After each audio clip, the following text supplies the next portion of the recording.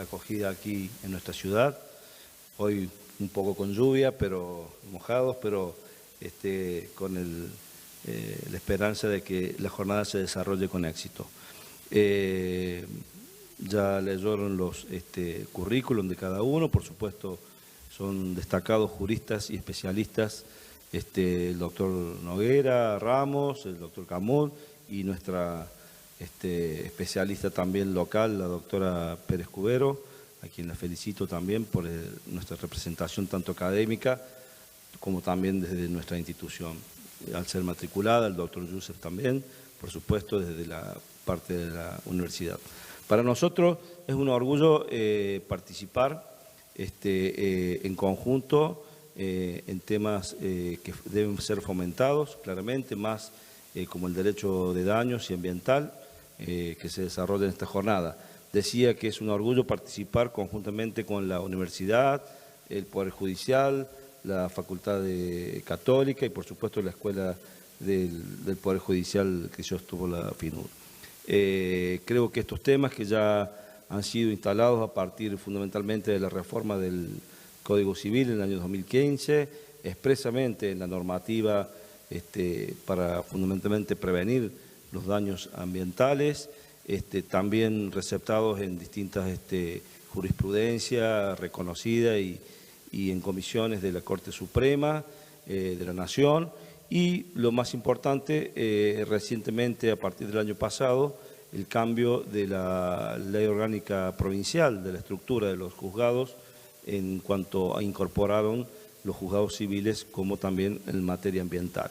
Esto trae un desafío muy importante y creo que es adecuada esta jornada porque debemos fomentar este tipo de jornadas y cursos y capacitaciones para poder estar a la altura de las circunstancias en este tema tan importante como el ambiental. A mi criterio personal, siempre un poco para nosotros es un campo nuevo, o al menos aquellos que venimos litigando hace muchos años, no es un campo muy desarrollado en nuestro foro, y por eso destaco también la valentía de aquellos profesionales que desde hace muchos años vienen luchando por esto, tanto formándose como tratando de que los ciudadanos tomen conciencia y, por supuesto, los profesionales encargados del derecho estemos de acuerdo a las circunstancias en este sentido. Por último, por supuesto, agradecer y en este caso destacar la valentía del doctor Gustavo Quiroga, quien es nuestro representante en el Instituto del Colegio de Abogados, que hace muchos años ha sido coherente con su trabajo, tanto en lo formal como en la presencia, en siempre todos los temas que atañen a la cuestión ambiental. Siempre está atento y eso para la institución es muy beneficioso. Y, doctor, quiero agradecerte especialmente este tipo de organización de cuestiones. Así que agradecerles por último también la presencia de todos y esperemos que esto nos sirva para poner en marcha un proceso que los abogados también y los operadores jurídicos debemos tener en el futuro en cuenta para que también sea una parte del derecho que también sea de alguna manera masiva en su formación, tanto como otras ramas, y por supuesto que en beneficio de la sociedad. Muchas gracias.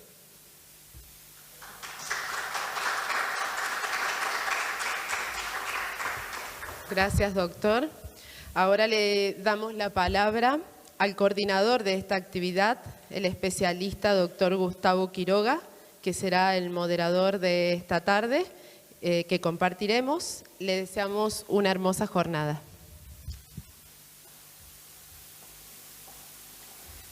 Bueno, muchas gracias a todos y a todas, a la presencialidad y a la virtualidad, como dijo Claudio. Agradezco mucho y me da mucho honor ver que el presidente de la institución está consustanciado y conoce el tema, lo cual es muy halagüeño. Esto comenzamos con Eugenia Pérez Cubero, lo recordábamos hace un rato en el 2020, en marzo del 2020. Fue la última actividad que se hizo previo a la pandemia. Y En aquel momento también nos acompañó Gastón. Bueno, con Gastón venimos recorriendo caminos por muchos lados. Lo hemos conocido a Arturo. Y es para mí particularmente un honor tenerlos acá y mucho beneplácito. Por eso quiero agradecerle a Eugenia, porque por ahí pasamos momentos de zozobra y de intranquilidad en la organización y bueno, esto lo merece. Gastón, tenés la palabra. Donde quieras, aquí.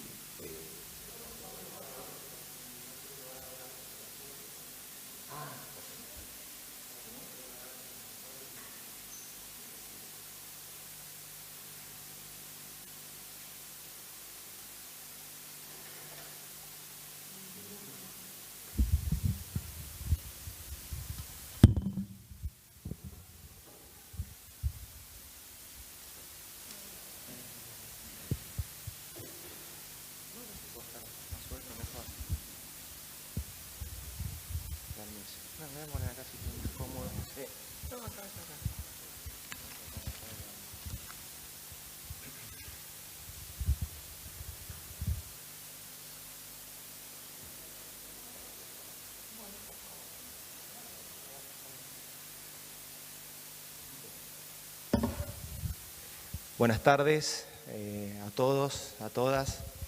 La verdad que es un inmenso placer acompañarlos nuevamente.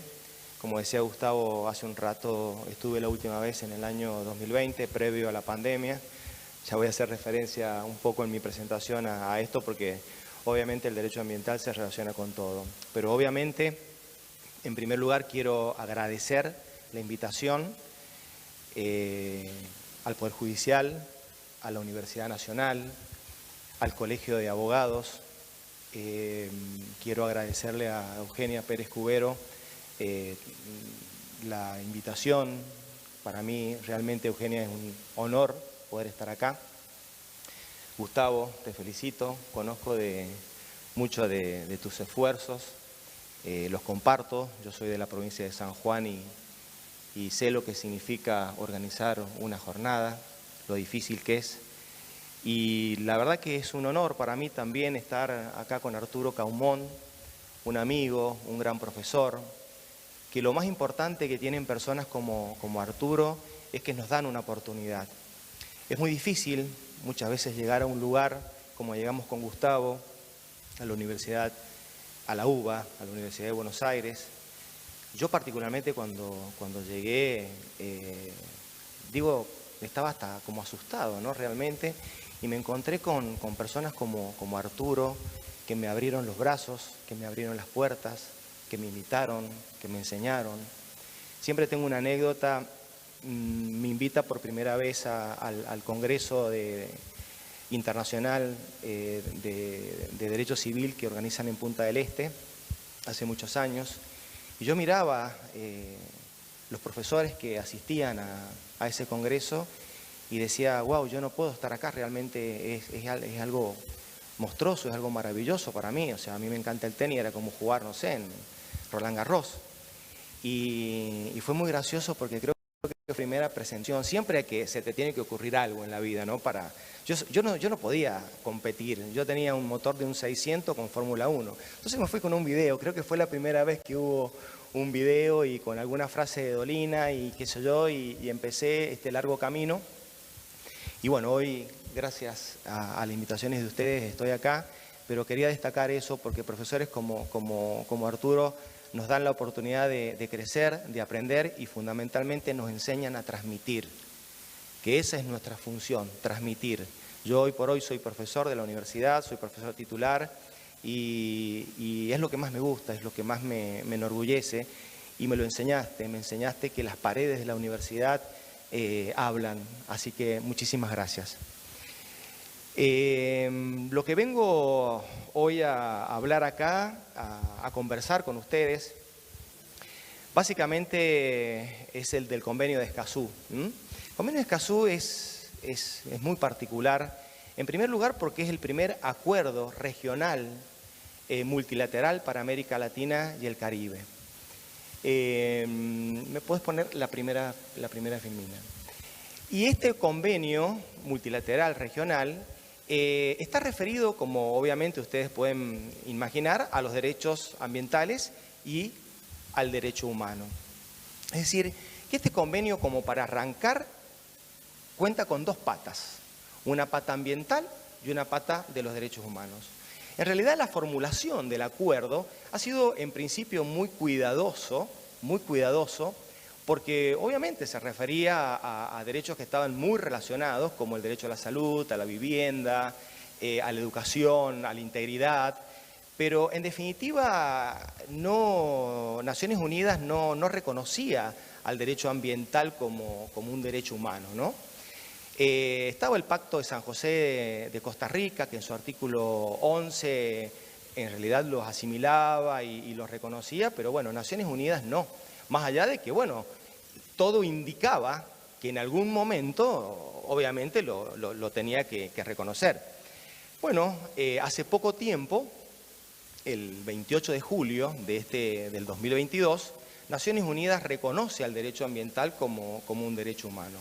No obstante ello, este acuerdo, que queda a la firma de estos 33 países en el año 2018, ya tenía muchos artículos que hacían referencia a los derechos humanos. Por ejemplo, el artículo 4 de este convenio hablaba de que cada parte garantizará el derecho a un ambiente sano, como así también cualquier otro derecho humano universalmente reconocido. Ya lo tenía. El artículo 9, que es muy importante el artículo 9 porque es un artículo que es vinculante, hace referencia a la protección de los derechos humanos ambientales de los defensores del ambiente, cosa que no es menor. En Latinoamérica y el Caribe hay muchas muertes y muchas persecuciones de las personas defensoras del ambiente. Es la primera vez que un convenio lo tiene presente, o sea, es realmente para destacarlo. Bueno, y obviamente el artículo 3, que habla de principios, que bueno, es todo un tema, ya me voy a referir a los principios, pero bueno, en realidad, por ejemplo, tenés el principio de igualdad y no discriminación, y dentro de los principios que tenés en Escazú, que tenés 11 principios, hay principios de derechos humanos, hay principios de derecho ambiental y hay principios de derecho internacional, que obviamente ya lo vamos a hacer referencia, ¿no? Lo que nos indica esto es que cuando nosotros estemos frente a un problema ambiental, vamos a tener que analizarlo desde el punto de vista de los derechos humanos. Nos vamos a posicionar derecho ambiental, pero desde el punto de vista de los derechos humanos. Así llegamos al artículo 1 del convenio, ¿no? Que obviamente es lo que tenemos que saber del convenio de Escazú. ¿Qué es lo que garantiza? El triple acceso. ¿El acceso a qué? A la información. Tema recontra importante en materia ambiental, recontra importante.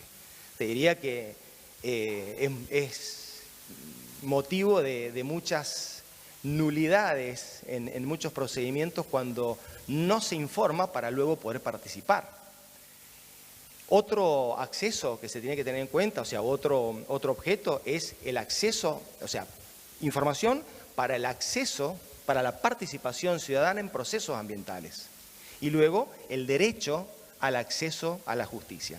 Pero previo a esto y previo de desarrollar, obviamente no voy a desarrollar todo porque no tengo mucho tiempo, me voy a dedicar luego al artículo 8 que habla del acceso a la justicia.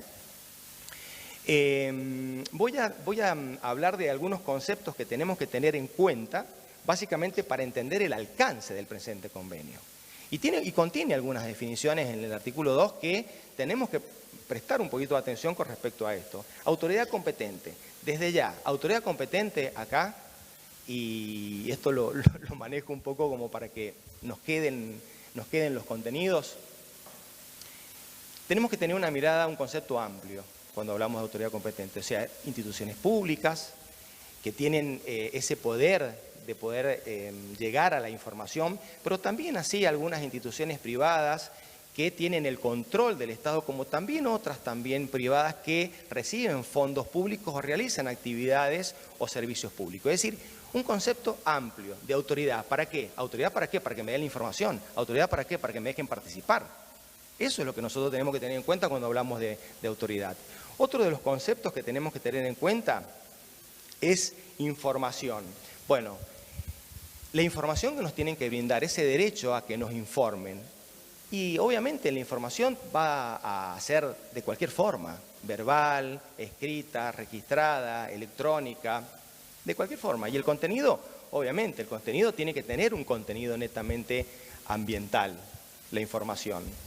Y acá, analizando un poco este artículo, nos encontramos que ese contenido se refiere al ambiente y a sus elementos y lo diferencia con los recursos naturales, que es una concepción tal vez un tanto antigua, pero bueno, es válida. Y hace referencia a la salud, a los riesgos ambientales y a la salud. Y es todo un tema, el tema de la salud y el tema del ambiente. De hecho, por ahí aconsejo leer muchas publicaciones que tiene el doctor Ricardo Lorenzetti con respecto a esto, pero la idea es que existe una sola salud. No existe por un lado la salud del ambiente y por otro lado la salud del ser humano. De hecho, hemos tenido el cisne negro del año del COVID-19, que obviamente hemos visto cómo se rompe esa frontera y se traslada a la salud humana o una enfermedad de la naturaleza, de la fauna silvestre. Entonces, evidentemente nosotros lo que tenemos que tener acá en cuenta es, por favor, si me podés pasar la otra filmina, es el tema de que tenemos que tener en cuenta una sola salud, es decir, obviamente una sola salud del ser humano. Con respecto a esto podríamos hablar muchísimo, pero en realidad por ahí no tengo mucho tiempo y lo que deberíamos tener en cuenta y lo que nos debería dejar en claro el tema del COVID-19 es que muchas veces nosotros tenemos una información asimétrica. ¿Qué quiero decir con esto? Que muchas veces sabemos cuáles son los costos de la reparación y no ponemos hincapié en cuáles son los costos de evitar el daño.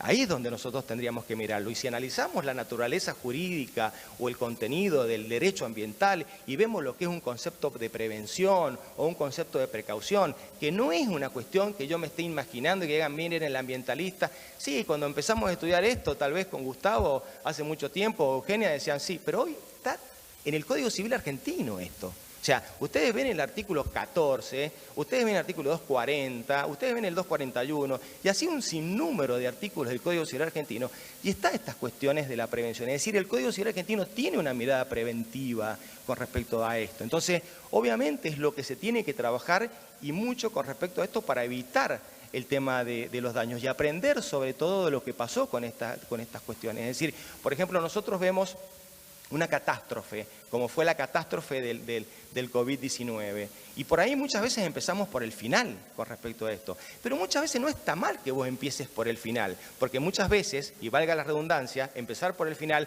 hace que luego vos vayas afinando la puntería y vayas trabajando sobre cuestiones para mejorar digamos, la finalidad que tiene el derecho ambiental, que es la prevención de estos daños que repercuten en la salud del ser humano. Otro de los temas que tenemos que tener en cuenta es lo público. Bueno, esto está relacionado más lo público con la política, es decir, cómo gestionamos el ambiente, con la gestión pública y la gestión privada, la utilización de los recursos naturales para gestionarlo de la mejor manera para lograr la calidad del ambiente y evitar el daño ambiental, ¿no? Cuando hablamos de público en este convenio, este es un concepto que también tenemos que tener en cuenta y hay un autor que a mí particularmente me clarificó mucho la idea de público, es que no se trata de una cuestión de que sean varias personas. Público es que la pretensión debe alojar un interés general. Ojo, que no es igual a un interés público, ¿eh? O sea, la pretensión tiene que alojar un interés general, es decir, quien va a hacer un reclamo o interpone un amparo, ya vamos a ver luego la legitimación amplia que nosotros tenemos con respecto a esto, tiene que estar representando o tiene que tener un interés general, un interés tal vez difuso o por qué no un interés colectivo. Pero eso es lo que hace referencia, y Aníbal Falvo lo explica muy bien cuando se habla de público. Bueno, el tema de vulnerabilidad es un tema que el convenio de Escazú, como bien vos lo sabés, Eugenia, lo repite 8 o 9 veces, el vulnerable. Es decir, este convenio tiene, y sobre todo para Latinoamérica y el Caribe, este convenio tiene muchísimas normas tuitivas, protectorias, que de alguna manera ponen en una igualdad real, en una igualdad de armas al vulnerable, frente a los centros poderosos, económicos o políticos, y los pone en la misma sintonía, o trata de ponerlo en la misma sintonía. Pero lo tiene el convenio de Escazú y hace mucha referencia a eso, y tiene un término que habla que son personas con especiales dificultades. Y yo los pongo a ustedes para que analicen qué es lo que entienden por vulnerable. Los niños, los ancianos, las mujeres, los discapacitados, los pueblos originarios. Bueno, no sé. Esto es un tema que nosotros deberíamos analizar porque si no sería tal vez un concepto jurídico indeterminado. Entonces es muy importante cómo este convenio hace referencia a esto y lo pone en esa igualdad real, como dice el doctor Lorenzetti, iguala a desiguales. Iguala a desiguales. Tema muy importante. Bueno, principios. Materia ambiental, principios es todo. Los principios es todo. Son normas jurídicas prima facie, son normas en estado germinal, son mandatos de optimización, son guías de conducta, Los principios, el derecho ambiental es principista y valorista. Los principios, y esto lo copio, ¿no?, del doctor Néstor Cafferata, como lo explica, te toman de la mano y te indican cuál es el camino y te llevan a las metas que son los valores. Y esto no es casualidad en el derecho ambiental, que es un derecho constitucional, no es casualidad. Es producto del neoconstitucionalismo clásico, del nuevo constitucionalismo, que de alguna manera toma los principios, toma los valores, los eleva de categoría y les sirve para analizar y tomarlo como una cláusula de cierre de la interpretación de la norma jurídica. Fíjense cómo funciona. Esto empieza, creo, después de la Segunda Guerra Mundial, el nuevo constitucionalismo, y obviamente se tiene en cuenta estas cuestiones. ¿Y por qué digo en nuevas ciencias o por qué hablo del derecho ambiental? Porque el derecho ambiental, valga la redundancia, es lozano, es nuevo, hace poco tiempo que está frente a ciencias que tienen cientos o miles de años. Entonces, digo yo, en el mientras tanto, debemos resolver los casos y utilizamos los principios hasta que tengamos toda la normativa que se pueda llegar a aplicar. Por eso siempre en materia ambiental tenemos que tener esa mirada sistémica, omnicomprensiva, pero sí el compromiso, claro está, de darle solución a los problemas. Por eso el tema de los principios en materia ambiental es como muy importante que tengamos en cuenta ese concepto, ¿no? De alguna manera son diques, cuñas que respaldan la norma y que esa norma está compuesta con reglas, principios y valores. Conclusión, interpretación, le damos el cierre final y la interpretación jurídica de la norma. Bueno, en fin, podemos seguir hablando. Ahora me toca al tema que voy a desarrollar tal vez un poquito más, que es el derecho al acceso a la justicia, ¿no? El derecho al acceso a la justicia de acuerdo, como bien dice la Filmina, de acuerdo a las garantías del debido proceso. Y acá es sumamente importante, primero porque esa definición tiene dos conceptos que son muy importantes para tenerlo en cuenta. Primero, el de Estado de Derecho. El Estado de Derecho, tema fundamental. Un Estado de Derecho se construye yo siempre digo, con coraje, con fuerza, con mucho ímpetu, ¿no? Y obviamente lo que tratamos de vivir en un Estado de Derecho es que te garantice la libertad o la posibilidad de decidir libremente. Se lo comparaba con una canción de la época nuestra de Charly García, que Inconsciente Colectivo se llama, que existe un transformador que se consume lo mejor que tenés, y lo mejor que tenemos, creo, los seres humanos es la capacidad de decidir libremente, ¿no? Y la libertad. Y vemos esos saltos cuantitativos y cualitativos, fundamentalmente, de ese Estado de Derecho legal a un Estado de Derecho constitucional, y hoy por hoy vivimos en un Estado de Derecho socioambiental. Esto lo aprendí en un congreso que tuve la suerte de ir, por supuesto de colado, me llevaron ahí en el año 2016 a Río de Janeiro, de la UISN, Congreso Mundial de Derecho Ambiental. Fue algo fantástico. Vos ves o sea, ahí te das cuenta de la globalidad que tiene el derecho ambiental. O sea, es una cuestión muy global. O sea, ya nos hemos dado cuenta en el 2019 que veíamos por televisión cómo se morían, y al poquito tiempo lo teníamos acá. Pero ahí te das cuenta, en ese congreso se habló mucho del Estado de Derecho como esa esa base para la aplicación de la justicia ambiental. Y se hablaba de justicia ambiental, del rol de los jueces ambientales, de equidad intergeneracional, de ética, de todas estas cuestiones, y ahí nace y sale a la luz, no sé si nace, tal vez sale a la luz, que fue una lucha de muchos años de Antonio Benjamin, el principio indubio pro natura, en caso de duda a favor de la naturaleza. Nosotros en este acuerdo tenemos el principio pro homine, que es el principio de los principios, ¿no? Pero por eso te digo, o sea, por ahí, para que entiendan o entendamos todos, ¿no? Porque uno hablando también aprende, nosotros tenemos que resolver un caso y vamos a estar frente a ciertas tesituras o ciertas contraposiciones o ciertos intereses. Y ahí vamos a ver ciertas cuestiones sociales, económicas, políticas. Por eso la sustentabilidad tiene distintas escalas. Tenés una escala social, una escala económica y una escala ambiental. La Corte Suprema de Justicia de la Nación Argentina habla de 3 esferas. Una esfera individual, una esfera social y una esfera doméstica.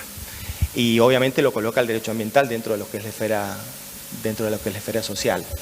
Entonces, bueno, obviamente ahí tenemos todas estas cuestiones que se van desarrollando de Estado de Derecho y llegamos a ese Estado de Derecho y obviamente dentro de lo que son las garantías del debido proceso. Luego, acá tenemos, bueno, obviamente este derecho al acceso a la justicia nos sirve a nosotros ¿para qué? Para impugnar cualquier decisión, cualquier acción u omisión que nos deniegue el derecho al acceso a la información, que nos deniegue el derecho al acceso a la participación, lo que hemos visto anteriormente, o afecte de manera negativa el ambiente. Y para ello desarrolla una serie de instituciones para llevar a cabo este objetivo, ¿no? que tengamos este derecho al acceso a la información.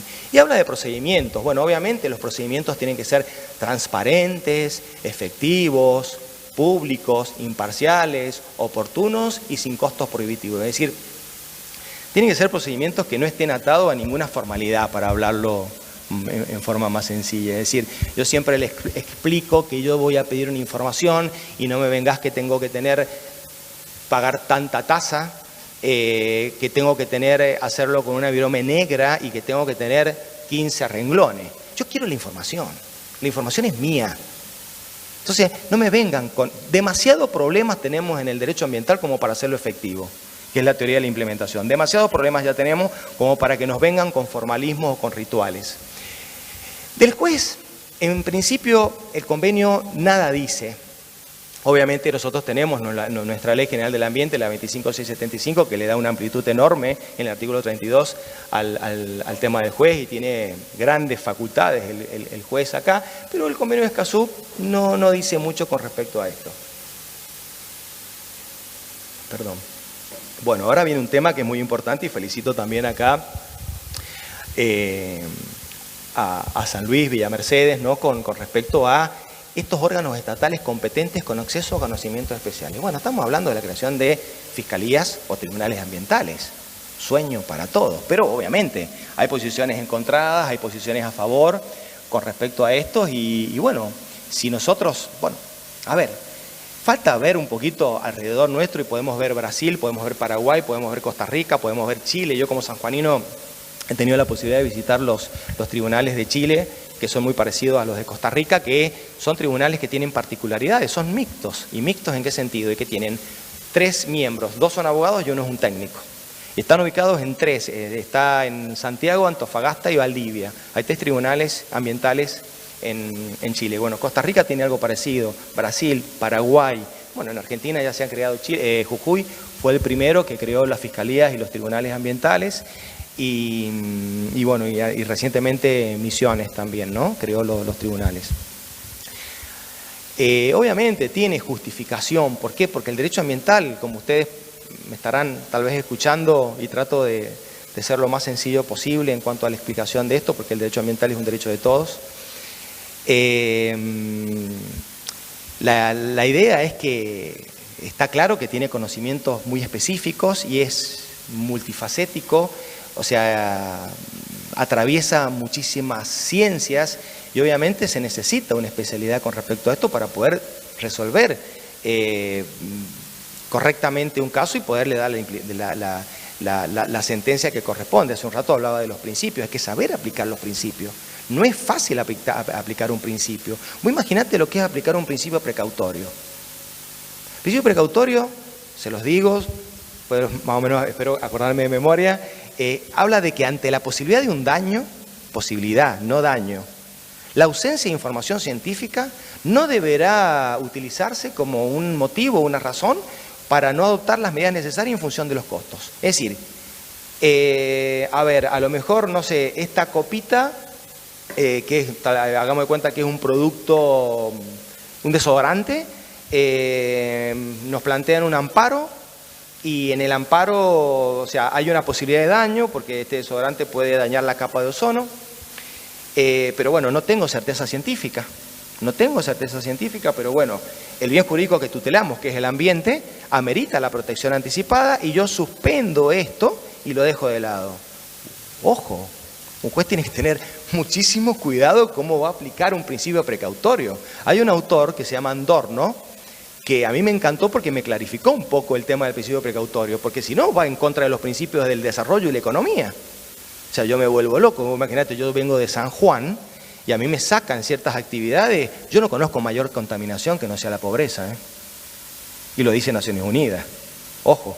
Pero bueno, entonces, Adorno dice, bueno, a ver, tengamos en cuenta, para aplicar el principio precautorio está bien, tenemos que tener en cuenta estos elementos, pero habla de la proporcionalidad de la medida, la inversión de la carga probatoria, la transparencia, dice Adorno.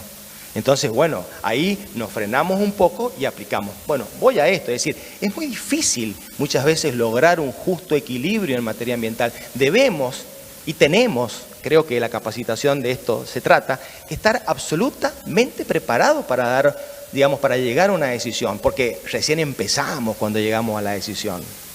Tanto la legitimación activa como la sentencia son, y no me maten por esto, pero lo decía Morelo, son temas, instrumentos, herramientas del procedimiento o el proceso constitucional, o al menos con repercusión constitucional, la legitimación activa y la sentencia. Entonces, tenemos que ir despacio con respecto a esto, por eso yo felicito a la provincia en el sentido que ustedes tienen, y coincido, ojo que coincido con esto y yo lo he propuesto también en mi provincia, coincido con la ampliación de la competencia, es decir, civil, comercial, ambiental, que si mal no recuerdo es una acordada, creo que es una acordada 873 o 973 que fundamenta la ley 0086 del 2021, que justamente la 27566, que es la ley de Escazú, Argentina ratifica el año pasado, es decir, vinieron justo, cumplieron justo esto, perfecto, me parece fantástico. Bueno, obviamente se va aprendiendo, vamos a ir aprendiendo y nos vamos a ir capacitando, pero esto es un tema, o sea, esto es un tema saber armar estos rompecabezas en materia ambiental. Legitimación activa, bueno, otra historia, o sea, salgamos de los bancos, participemos y vamos para adelante. O sea, es un ensanchamiento democrático, horizontal de la base. Es decir, ¿y por qué decimos esto? Es decir, bueno, la Ley General del Ambiente habla, un día le pregunté a Néstor, le digo, Néstor, ¿qué es lo que todos podemos? Sí, todos. Bueno, pero habla del Estado Nacional, Provincial, Municipal, el Defensor del Pueblo. Sí, todo. La legitimación activa es amplia en la 25675. Bueno, es ese ensanchamiento que tenemos acá con la legitimación activa, y esto es producto de la naturaleza jurídica del ambiente. Estamos hablando, como lo dice la Corte, que es un derecho superindividual, es un derecho que está fuera del comercio, es un derecho que es indivisible, de pertenencia comunitaria. Entonces, limitar el acceso a la justicia ambiental se podría tachar claramente de inconstitucional. Entonces, esa es la base con respecto a esta legitimación amplia de obrar, ¿no? Después, si ustedes quieren, me preguntan, yo voy a ir un poquito más rápido. Medidas cautelares tempranas. Bueno, propia de los procedimientos colectivos, propio. Prevención. Hacer cesar, mitigar, resarcir, indemnizar en el peor de los casos, ¿no? Es decir, eso está como muy ligado a esas medidas previsionales o medidas autosatisfactivas. Es decir, ¿de qué? ¿De qué? De evitación del daño. Tengo que evitar que se produzca el daño, porque una vez, o sea, la característica fundamental que tiene el daño es su incertidumbre. O sea, hoy por hoy se puede estar produciendo un daño y sus efectos lo vamos a ver, son retardatarios, lo vamos a ver tal vez en 20 o 25 años. Hay un dicho que me encanta, que es de un profesor amigo que tenemos con Arturo y con Gustavo, Enrique Peretti, que dice que las decisiones ambientales tienen que ser atemporalmente convincentes. Dentro de 50 años, cuando vean una decisión que hemos tomado, tienen que decir, che, qué buena decisión la tomaron, qué buena decisión que tomamos. Por ejemplo, no sé, yo veo en San Juan cómo impermeabilizaron las cunetas por donde se transporta el agua, o acequias, no sé cómo le dicen. Y eso fue un avance hace 80 años, y hoy lo vemos y decimos, che, qué bueno. Bueno, atemporalmente convincentes tienen que ser esas decisiones. ¿Por qué? Porque obviamente nosotros lo que tenemos que proteger es, o sea, satisfacer nuestras necesidades, pero no comprometer las necesidades de las generaciones futuras o de las personas por nacer. Entonces, tenemos que tener cuidado con esto, porque no es fácil, como escuché una vez de un colega decir que los locos guíen a los ciegos. O sea, es difícil. Entonces hay que ir con mucha cautela, ¿no?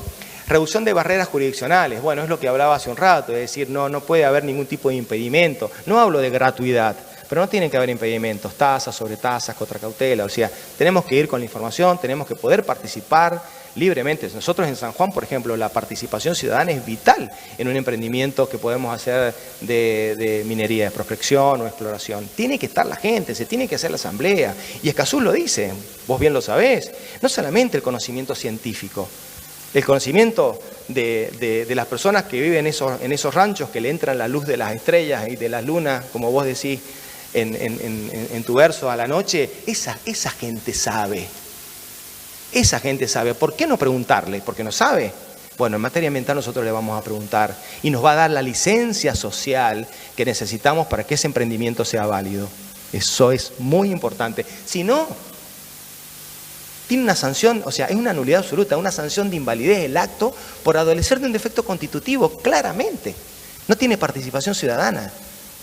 Pero obviamente está lleno de esto. ¿Por qué? Porque parece que no ven el 41. Autoridad competente somos todos, es decir, todos deben saber. Bueno, en eso estamos, ¿no? Medidas para facilitar la producción de la prueba. Bueno, ahí está, la inversión de la carga probatoria o cargas probatorias dinámicas. Es decir, en caso de las cargas probatorias dinámicas, quien esté en mejores condiciones económicas o técnicas deberá probar. O bueno, Morelo dice de cargas probatorias dinámicas, por ahí no le gusta mucho, pero bueno, en realidad es de colaboración tal vez, pero es así, hay que colaborar. En la prueba, quien la tiene la deberá aportar. Y esto es muy válido en materia ambiental. Mecanismo de ejecución y cumplimiento oportuno. Bueno, obviamente, teoría de la implementación. Decía Tarufo que lo más difícil que tienen los derechos humanos es su efectivo cumplimiento. Y esto lo toma Ramón Mateo y lo traspola al derecho ambiental y obviamente es el defecto que por ahí, o la enfermedad que por ahí tiene en materia ambiental hacer efectiva la sentencia, ¿no? Es sumamente complicado. Yo llevé un caso en San Juan que es muy conocido, que se llama Pelambres. Sacamos una minera, una escombrera, 40 millones de toneladas de residuos de la cordillera y llevamos 5 años, gracias a Dios se está cumpliendo, pero la sentencia fue hace 5 años y estamos permanentemente sacándola y haciendo todos los peritajes y todas las pruebas y permanentemente viendo, y es muy importante. Antonio Benjamin dice que es el patito feo o el síndrome del avestruz, es decir, agachás la cabeza y no ves adelante, no ves al lado lo que pasó. Yo saqué la sentencia y no. Lorenzetti dice que es un derecho que tiene pretensiones de regulación continua. ¿Por qué? Porque no existe, o sea, es difícil el efectivo cumplimiento. Entonces, bueno, obviamente tenemos que trabajar en ese sentido y ahí es la aplicación también de los principios. Bueno, los mecanismos de reparación básicamente hemos hablado, ¿no? Es decir, todo lo que es la reparación, la restauración, la compensación.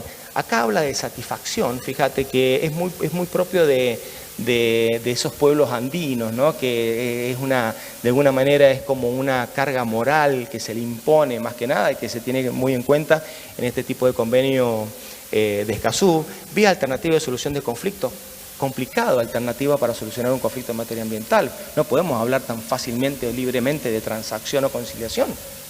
Necesitamos lo que estábamos hablando hace un ratito, es decir, necesitamos de esa licencia social. Y analizando esto y viendo, yo creo que necesitamos mucho de los instrumentos de política y gestión ambiental, que lo establece con toda claridad el artículo 8 de la 25675. Y tiene, a ver, los instrumentos de política y gestión ambiental,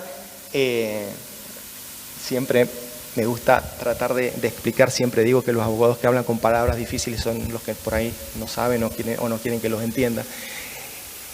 Tiene componentes sociales, técnicos, económicos. ¿Qué es lo que es? Evaluación de impacto ambiental, por ejemplo, declaración de impacto ambiental, participación ciudadana, información, educación. Es decir, tenéis que tener, digamos, todo ese mix, ¿no? Como para poder utilizar una vía de una solución de conflicto en forma alternativa, porque, no sé, me parece que está afectando este derecho de pertenencia comunitaria y una solución alternativa es un tanto complicada. Y bueno, con respecto a esto se aplican las reglas de Brasilia en cuanto a lo que es el derecho al acceso a la justicia de las personas en relación de vulnerabilidad, y la Corte Suprema lo adopta en la acordada número 5 del año 2009.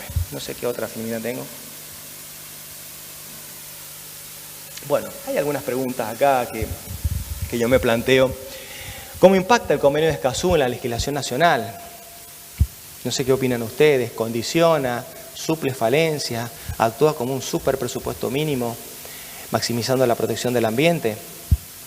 Yo creo que la legislación argentina es muy avanzada en materia ambiental, es muy avanzada. No solamente eso, sino también la Corte, ¿no? La Corte Suprema de Justicia de la Nación tiene como mucha doctrina con respecto a esto: evaluación de impacto, cuenca, visión prospectiva, visión policéntrica, y todos los conceptos de guías de conducta, todos los conceptos que tiene la Corte, y bueno, obviamente que ha ido interpretando, y yo creo que es de súper avanzada. Si vemos nosotros los principios del artículo 4 de la 25675, vemos los principios de acá, que esa es la ventaja que tienen los principios. Yo creo que esa es la inteligencia del acuerdo, en el sentido de que los principios nunca actúan solos, los principios actúan en pareja. Eso hace que se multipliquen y logren la efectividad. Y pongo un ejemplo: el primer principio de Escazú, que habla de igualdad y no discriminación. ¿Y de dónde surge esto? Obviamente no podemos hablar de igualdad si tenemos discriminación. Y lo que dice la Declaración de Naciones Unidas con respecto a esto, dice que el hombre nace en igualdad de dignidad. Me pareció fantástico el ejemplo. En igualdad de dignidad. Y esto repercute en la naturaleza única del ser humano. O sea, iguales en dignidad. Entonces, fíjense cómo esto va multiplicándose y va logrando la finalidad que tiene, que es la igualdad. ¿Cómo se toma, no? Con respecto a esto. Entonces, yo creo que, por ejemplo, tenemos también, no sé, un presupuesto, un principio en materia de la 25675 de progresividad, y la Corte habla de no regresión, por ejemplo, en el caso de Telefónica. Es decir, creo que es muy de avanzada, y yo creo que no sé si actúa como un presupuesto mínimo, pero sí creo que posiciona a la Argentina de una manera positiva, no negativa, frente a países que firman el presente convenio. Precisamente por eso, porque cuando escribí esto estuve leyendo un poco cómo esto funcionaba en Latinoamérica, ¿no? Cómo funcionaba en otros países de Latinoamérica. Y es un desastre, empezando por la legislación laboral. Entonces, si nosotros tenemos esta legislación y si esto actúa como un superpresupuesto mínimo, Argentina viene bastante bien. Por supuesto que nos quedan muchas cosas para mejorar, pero ya lo decía el doctor Lorenzetti, en materia ambiental estamos convencidos, y bueno, ha pasado un poco ahora con el tema de humedales. Yo creo que no hace falta más leyes, solamente hace falta que se cumplan. Pero esto sí ha servido para unificar como un superpresupuesto mínimo, haciendo una comparación con el tercer párrafo del artículo 41 de la Constitución Nacional, en el sentido de que pone un mínimo, una base para todos los países de Latinoamérica, y de ahí para arriba, bueno, si quieren optimizar, optimicen, pero ese es el piso. Creo que va a llevar años, pero me parece que es sumamente positivo. No sé cuál es la otra. Otro cuestionamiento: ¿es necesario la creación de foros ambientales? Yo creo que sí, claramente. claramente. Máxime si nosotros tomamos lo que es la doctrina, como les decía hace un rato, la doctrina de la Corte, ¿no? Es decir, que va permeando. O sea, en la mayoría de los casos en la República Argentina ha ido permeando todos estos conceptos y han sido resueltos en forma magnífica por los tribunales superiores de cada una de las provincias. El principal problema que tuvo la Secretaría de Juicios Ambientales cuando se crea fue precisamente su competencia. Fíjense que es raro. Teníamos una Secretaría de Juicios Ambientales, pero no teníamos tribunales inferiores. Rarísimo, ¿no? Bueno, así se creó. Sin embargo, esto fue producto de múltiples o de tiempo, ¿no? Primero creo que hubo una comisión, después se crea la OJA, la Oficina de Justicia Ambiental, después otra decisión y posteriormente se crea la Secretaría de Juicios Ambientales. Bueno, y hoy por hoy es fantástica. O sea, tiene doctrina, tiene decisiones netamente fundadas. Por ejemplo, bueno, no sé, justo estuvimos con Gustavo y creo que estabas también, Arturo, cuando el doctor Ricardo Lorenzetti nos leyó el fallo de la Atuel de Mendoza contra La Pampa y el nuevo concepto que existe de agua. Es decir, cómo ahí cambió y bueno, y obviamente hace que nosotros tengamos eso y que vaya permeando y que obviamente los tribunales inferiores hoy por hoy tienen una doctrina sumamente importante. ¿Debería regularse en los códigos de procedimiento de los procesos colectivos? También creo que sí. También creo que sí.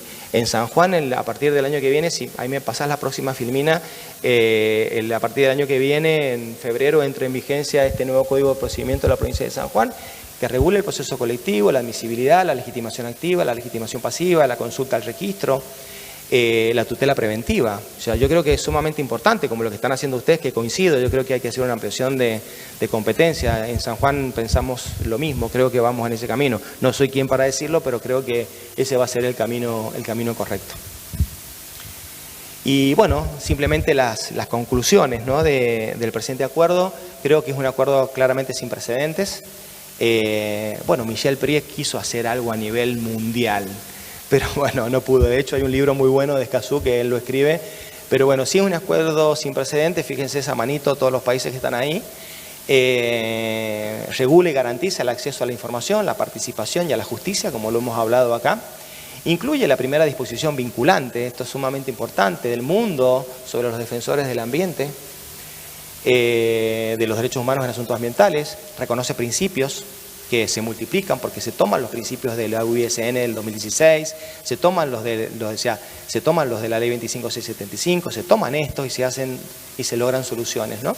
Reconoce principios y destaca la igualdad frente a la cultura y a los privilegios, sumamente importante, vulnerabilidad, denominador común, y brinda instrumentos para el desarrollo sostenible en sus tres dimensiones: la económica, la social y la ambiental. Eso grábenselo a fuego. Cuando ustedes tengan que resolver algo, siempre evalúen estas tres dimensiones: la económica, la social y la ambiental. Bueno, no sé si me pasás la próxima filmina. Muchísimas gracias por la invitación. Espero que les haya sido útil la exposición. Perdón si me excedí en el tiempo, pero repito, un verdadero placer y a disposición ante cualquier consulta. Muchas gracias.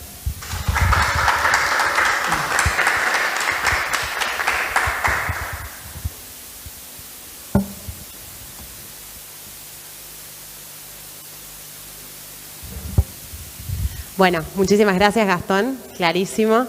Creo que me quedé pensando en explicarle a todos ese pacto que Michel Priest ha intentado proponer, y justamente lo que planteaba ese tercer pacto era proponer el derecho ambiental como un derecho humano y que se sumara a la familia de los pactos de derechos humanos, ¿no? Tenemos dos pactos internacionales de derechos humanos, el Pacto de Derechos Civiles y Políticos y el Pacto de Derechos Económicos, Sociales y Culturales, y Michel Priest proponía de alguna manera un tercer pacto que se sumara a esa familia. Bueno, me parece que en lugar de eso, y Gastón nos acaba de explicar cuál es el camino que América Latina ha iniciado justamente para poder reconocer el derecho ambiental como un derecho humano, y la verdad es que yo siempre celebro esta decisión de América Latina de haber iniciado un proceso propio de negociación para un convenio que definitivamente es un acuerdo que refleja todas las necesidades de la región.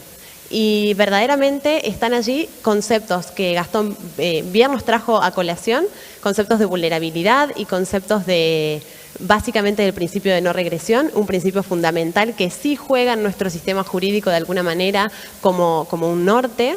Me pareció muy interesante esto de considerarlo, en algún momento lo estábamos posicionando de esta manera, como definitivamente considerar el convenio de Escazú y el acuerdo de Escazú como un norte, pero también como un super presupuesto mínimo, pero más que todo desde el lugar de entender que el acuerdo de Escazú nos posiciona de alguna manera, al incorporar el principio de no regresión, de alguna manera lo que nos está invitando es a no retroceder desde lo que Escazú propone, ¿no? Entonces, tenemos de ahí determinados principios reconocidos y el triple acceso reconocido y de alguna manera no podríamos retroceder en esos reconocimientos.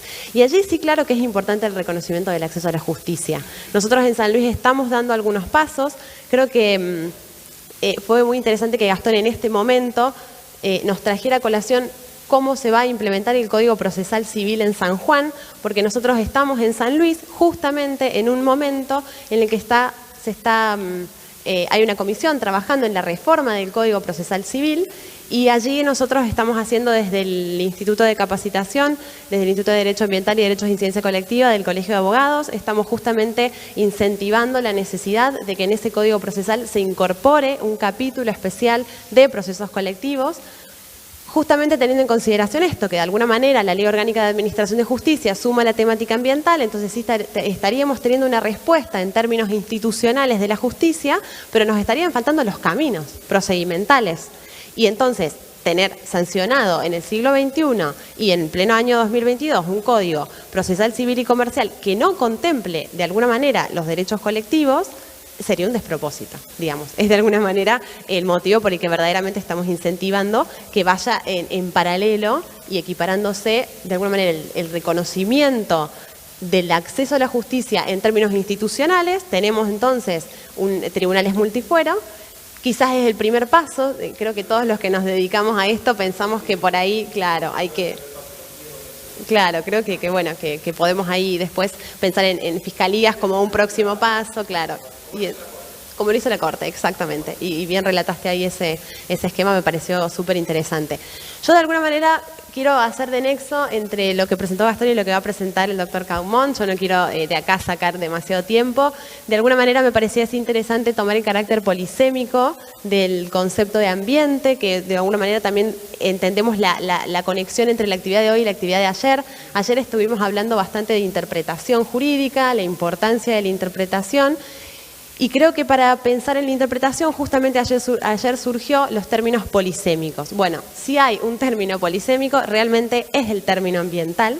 ¿Qué es el ambiente? Es la primera pregunta que nos tenemos que hacer al momento de alguna manera decir, bueno, ¿qué protege el derecho ambiental? La primera pregunta es ¿qué es el ambiente? Y entonces en ese ¿qué es el ambiente? Y bueno, siempre decimos, dependiendo de qué disciplina define el ambiente, el concepto de ambiente va a ser diferente.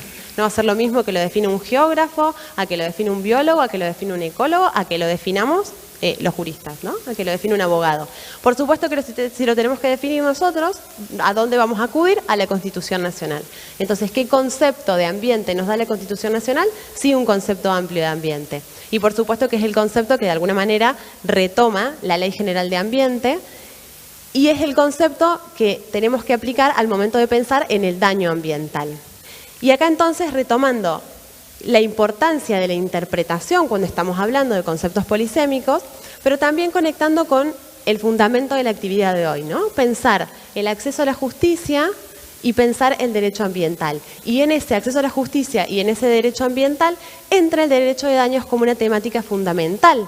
Y más aún si estamos pensando que la forma de introducción del derecho ambiental en los tribunales está siendo por medio de los juzgados civiles y comerciales. Entonces, claramente que esa articulación entre derecho ambiental y derecho de daños pasa a ser fundamental. Entonces, ¿qué es lo que allí me parecía sumamente interesante resaltar? Y simplemente para darle pie al profesor que tenemos aquí invitado, es entender de alguna manera cómo la responsabilidad ha ido evolucionando, cómo la responsabilidad civil, con una mirada primigenia más sancionadora, ha pasado a una responsabilidad civil con otras miradas, en donde claramente tenemos que pensar en una responsabilidad civil precautoria y preventiva.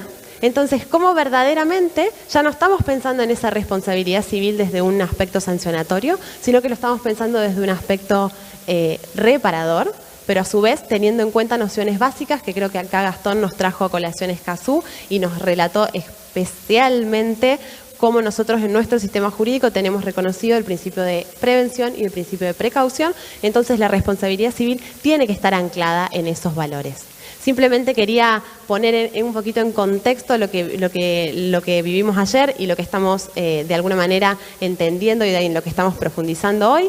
Y sin más, básicamente le quiero dar la palabra al profesor invitado, a nuestro doctor Arturo Caumont. Así que bueno, Arturo, muchísimas gracias por haber participado, por haber aceptado nuestra invitación. Por lo general hablo en el púlpito, pero también no va a parecer que me siento cuando pagan, yo siempre lo voy a hablar y siempre lo abrazo a la mochila y donde tengo toda la fortuna familiar. Como la inseguridad campea en el Río de la Plata, yo trato de tener todo acá. Y bueno, Eugenia va a ser fiel custodia de... Acá espero no tocar nada. Y el micrófono. Podemos poner por acá. Yo, no sé si en Villa Mercedes no escuchan bien cuando uno pide que no lo tuteen, que lo tuteen, mejor dicho. Hay algún tema de sutiles estados de incomunicación por manejar valores semánticos diferentes. Bueno, quiero agradecer realmente desde el fondo del corazón al Colegio de Abogados, a la Universidad Nacional de San Luis, al Poder Judicial de la provincia, a la comunidad jurídica de San Luis y de Villa Mercedes, a los que marcan desde el Departamento de Asuntos Jurídicos el rumbo que hay que seguir, y en particular a Eugenia y a Gustavo, que han tenido la osadía de invitarme. Cuando lo digo con total honestidad, en la Argentina hay juristas de mucha mayor valía que quien les habla y que seguramente están más legitimados que yo para hablar de algo desde extramuros, ¿no? Desde mi país, desde el Uruguay. Pero bueno, el baile ha empezado y hay que bailar, así que aquí estoy y espero que me disculpen si tengo alguna referencia casera al Uruguay, cuando en realidad tendríamos que tener una visión un poco más globalizada, en el sentido de que hay determinados fenómenos que no solo atañen a la Argentina y al Uruguay, sino que atañen al derecho en general. Ahora bien, ¿por qué razón me pareció interesante en una jornada de este tipo, que tiene una cierta finalidad específica, hablar de derecho de daños y derecho ambiental? Parecería que esa es una denominación un tanto fragmentaria, derecho de daños y derecho ambiental. Ahí el actante "y" es fundamental, porque yo puedo poner derecho de daños, derecho ambiental, pero yo puse derecho de daños y derecho ambiental, con lo cual la "y", que es conjunción, no solamente tiene otras funciones, pero siempre es conjunción, marca una particular intervinculación entre el derecho de daños y el derecho ambiental. Y esta particular intervinculación es fundamental que se comprenda mientras está sucediendo, porque todavía no finalizó. Se inició, pero no finalizó. ¿Y en qué consiste esta intervinculación? Bueno, en los abordajes epistemológicos modernos importa mucho lo que se llama el diálogo de fuentes. Hemos sido enseñados en nuestras facultades, en nuestras universidades, en que en el plano jurídico, por supuesto que también en otras disciplinas del conocimiento, en matemáticas o en las matemáticas aplicadas como ingeniería, por ejemplo. Pero en derecho se estudia siempre de acuerdo a determinado plan, programa que marca el transcurso de determinadas asignaturas. Y se colocan en primer año 4 o 5 asignaturas, en segundo año otras asignaturas, todas de derecho, pero desconectadas entre sí y con la gran carencia epistemológica y metodológica de no explicar que esa es una mera táctica didáctica y también estratégica, porque no se puede estudiar todo el derecho de una sola vez. Entonces, progresivamente se van atravesando territorios que son las asignaturas, pero que no son compartimentos estancos, por más que el resultado final de esa presentación pueda tender, tenga la propensión marginal y no marginal, a que el receptor de eso considere que son islas sin ningún tipo de vinculación. Eso por un lado. En realidad, derecho de daños y derecho ambiental no son compartimentos estancos. En segundo lugar, la justificación del tema y de la elección del tema viene por una carencia que es una percepción mía, pero que no tiene por qué ser compartida ni por quienes están aquí bajo la lluvia, atravesando la lluvia para llegar a escuchar lo que nosotros podamos decir, sino también para quienes están con la virtualidad de por medio, que me parece a mí, y pido disculpas porque es una percepción que yo tengo, sé que hay muchos que la comparten, pero también como en Argentina, yo soy en realidad un outsider, no sé si hay muchos que la compartan, y espero que sí. Y es la necesidad imperiosa, científicamente imperativa, de que en derecho se haga teoría. El derecho marcha con la teoría. El derecho no es una mera acumulación cuantitativa de datos empíricos que la detección empírica indica que existen, sino que se necesita que de ese fárrago de datos empíricos que se van juntando por los observadores, por los que viven por el derecho y por los que viven en derecho, que alguien teorice y sistematice, y que no opere por el lado del casuismo, porque el casuismo tiene una importancia relativa, indica que ocurren cosas en la realidad, pero la realidad exige que esas cosas que ocurren y que seguirán ocurriendo, tengan un vínculo inmanente a su conjunción sistémica en una teoría. Y la teoría solo puede operar con el pensamiento doctrinario. ¿Y por qué digo el pensamiento doctrinario? Entre otras cosas, porque la doctrina ejerce el pensamiento sobre aquellos datos empíricos, los ordena, los organiza, ese es el fundamento de la teoría, pero con una impronta muy particular. Los organiza y los sistematiza para resolver problemas, no para resolver casos. El pensamiento doctrinario es un pensamiento libre, incondicionado, no sujeto a la necesidad imperiosa que la ley le impone a determinados funcionarios que ejercen determinadas funciones, resolver un caso, una contienda, un conflicto de intereses, que por lo general tiene la impronta de la subjetividad.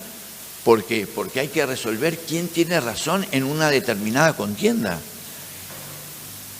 Y el doctrinario no va a determinar quién tiene razón en una contienda, sino cómo se resuelve un problema en un territorio científico que es el derecho, por lo general tributario de un talante despectivo por las ciencias duras, porque las ciencias duras piensan que son las que monopolizan la condición científica y no se dan cuenta que además de ciencias duras, no voy a poner la contraposición con ciencias blandas porque puede generar un impacto semántico disvalioso. Bueno, este es blando, ¿no? Y fíjense que los soldados de Uruguay que hicieron, los soldados de Artigas se llaman los blandengues, Bueno, creo que acá también hay blandengues, y son los blandos, pero no, era otra cosa. Bueno, para no decir ciencias blandas, las ciencias humanistas, las que pertenecen al campo del humanismo, que es el derecho por antonomasia. Así que derecho de daños y derecho ambiental, en lo que, si ustedes me permiten, y digo acá porque los que me pueden pegar son ustedes, no los que están del lado virtual, capaz que pueden decir algo, pero yo les pido disculpas a ustedes que voy a usar algo. El derecho de daños y el derecho ambiental están en estado vitivinícola de maridaje. Es lo que se llama el maridaje. Vieron que ahora uno aprende de los chefs, ¿no? El maridaje, entonces uno apunta, maridaje. Yo cuando a mí me decían maridaje, yo decía, ¿qué será? ¿Que se casaron no ante Dios? Que no fueron ante el ius imperi del juez que los cae. ¿Qué es el maridaje? Entonces, ahí uno aprende. Diálogo de fuentes, vino de por medio. Vino no del verbo venir, sino el sustantivo que hace a lo que se toma con determinados colores, como es agua mineral de color bordó o de color amarillento. Muy bien. Y es un maridaje, es una unión de una comunión, es una unión de mancomunión, mancomunada, de complementación que hace imprescindible que estén siempre juntos. ¿Y por qué que estén siempre juntos? Porque alguien de ese maridaje le aportó al otro y viceversa cosas muy importantes para que quienes no están sino observando lo que ocurre se den cuenta esa complementación. Y además puse derecho de daños y derecho ambiental y no puse responsabilidad extracontractual o responsabilidad contractual, porque también el derecho de daños termina siendo una denominación con un valor semántico muy específico que implica la, por lo menos ahora transitoria, culminación de un proceso, de una progresión que fue de la denominada responsabilidad quiliana o de la responsabilidad contractual al derecho de daños.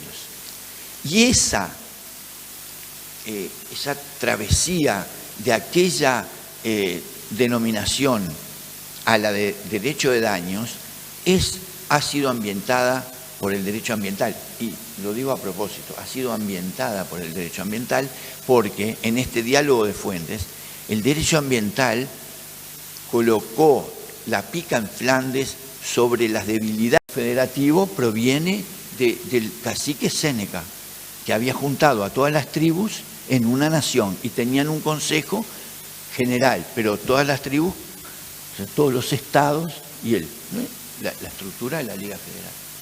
Así que no puedo seguir más porque estudié hasta acá hoy. O sea que les pido por favor que no me pidan, no, profesor, tenga piedad de mí, yo tengo la perrita enferma, nomás tengo una amiga que el hijo le cumple 1 año y no me invitó al cumpleaños, pero yo quiero ir y llevar un regalo. Bueno, entonces, en definitiva, hasta aquí llegué, no me pregunten más.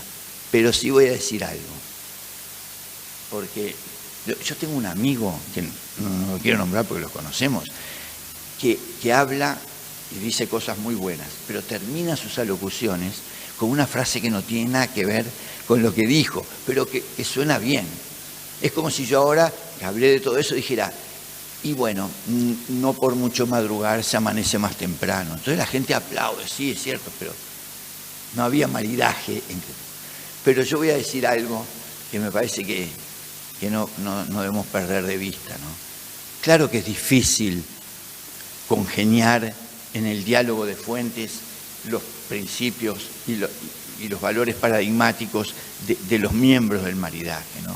Eso es un tema que Robert Dahl, un autor de cuentos para niños maravilloso, lo resuelve con una frase, por más que no la haya dicho la frase para ese problema, porque él es un escritor, ¿no? Y él dice que solo están destinados a encontrar la magia los que en ella creen. Y eso me parece fantástico. sigamos creyendo en la magia del intelecto, en la magia de la investigación, en la magia de la formación intelectual. Eso es fundamental. Dotemos a nuestra juventud de conocimiento para a ver si podemos contrarrestar la brutal fuerza de los centros paralelos educativos como la PlayStation, la pantalla de la televisión, la cultura de la instrucción, que todavía encima viene a contarnos la vida íntima de gente que nosotros ni conocemos, una cosa realmente desagradable. Y eso me parece que también va de la mano con una frase que es de cabecera para mí, que es del gran Emerson, que dice, y tenemos que seguir esto porque es como el evangelio de los científicos, ¿no? Y dice, la semilla de la ciencia es el encanto del hombre por maravillarse. Muchas gracias.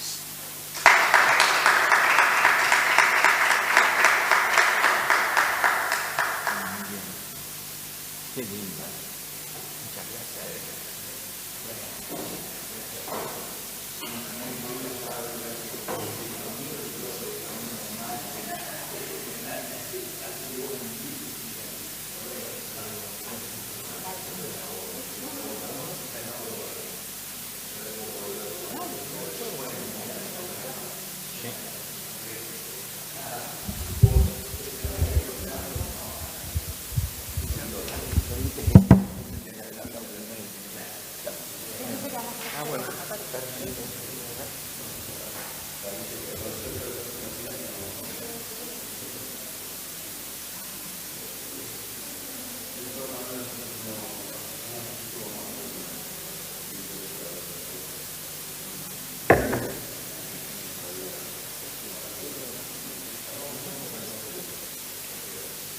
Vamos a intercambiar. No,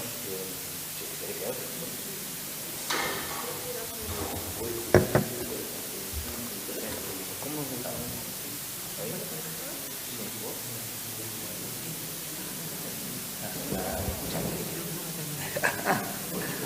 No. ¿Agua para todos?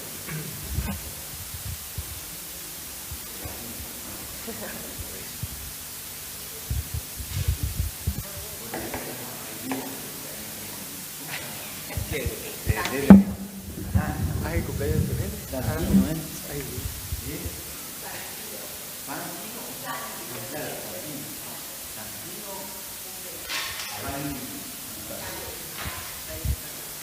Bueno,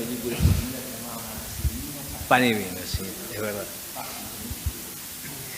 Bueno, seguimos ahora con la modalidad que hemos dado en llamar de conversatorio, que es en realidad intercambiar opiniones. Yo no sé si tenemos alguna consulta de los, fíjate si hay de los extramuros, dijera como un amigo Arturo, de si tenemos virtual alguna consulta y si no, seguimos nosotros. ¿Sí? Perfecto.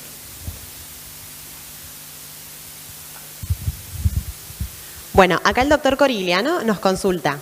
Desde el punto de vista normativo y de las instituciones se está analizando con mucho énfasis el acceso a la justicia.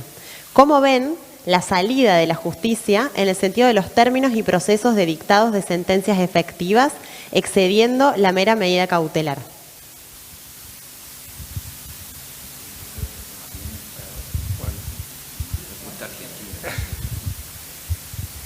Bueno, creo que lo dije cuando estábamos refiriendo al tema del acceso a la justicia y obviamente eran dos puntos claves que era la legitimación activa por un lado y el tema de la sentencia. Escazú, se me viene a la cabeza, Escazú habla dentro de sus instrumentos de lo que es el cumplimiento efectivo. ¿Cómo logramos el cumplimiento efectivo? Y ahí hablamos de la teoría de la implementación, porque evidentemente en materia ambiental, y después de escucharlo obviamente Arturo, y en cuanto a lo que es la teorización y todo lo que implica este derecho Nobel Lozano, realmente es difícil, o sea, lo más difícil que tiene el proceso ambiental es hacer efectiva su sentencia. Entonces creo que, bueno, obviamente estamos en presencia de un derecho que tiene pretensiones de regulación continua y podemos aplicar principios con respecto a esto para hacer efectiva una sentencia. Por ejemplo, Eugenia lo decía, la no regresión o la progresividad. Hay un caso, no quiero decir el nombre, pero bueno, es una fábrica que tenía 4 chimeneas. Esas 4 chimeneas eran contaminantes. Obviamente se había respetado la organización territorial en su momento porque la empresa se había hecho 40 o 50 años antes, pero bueno, había generado tanto empleo la empresa que bueno, posteriormente se construye un barrio al lado, no respetándose la organización territorial, ¿no? O sea, hablando de los aspectos técnicos, sociales que tenés que tener en cuenta en los instrumentos de política y gestión ambiental. Cuestión de que, bueno, obviamente esas chimeneas eran contaminantes y empieza a tener distintos tipos de afecciones la gente que vivía en ese barrio. Entonces la pregunta es, ¿cómo compatibilizo el tema? Es decir, yo cierro la empresa y dejo 800 empleados afuera. Tengo un aspecto económico, un aspecto social, que es lo que tenemos que tener en cuenta, pero bueno, obviamente dejo de lado el aspecto ambiental. Y bueno, vuelvo a los principios y tomo el principio de progresividad. Entonces, en un cronograma, lo hicimos en Pelambre, en San Juan, en un cronograma temporal, con metas interinas y un objetivo final, logramos la finalidad que es la sentencia. Tal vez lleva años, pero yo no puedo afectar lo económico. Entonces, bueno, obviamente, aplicando ese principio de progresividad, a la primera chimenea vamos a ponerle un filtro, luego a la segunda chimenea otro filtro, a la tercera y a la cuarta, y vamos a lograr el objetivo de la sentencia. Creo que, no sé si le estoy contestando su pregunta, pero en definitiva así lo hicimos en esa fábrica y también lo hicimos en un caso de la provincia de San Juan, que fue el retiro de una escombrera con 5 años y medio.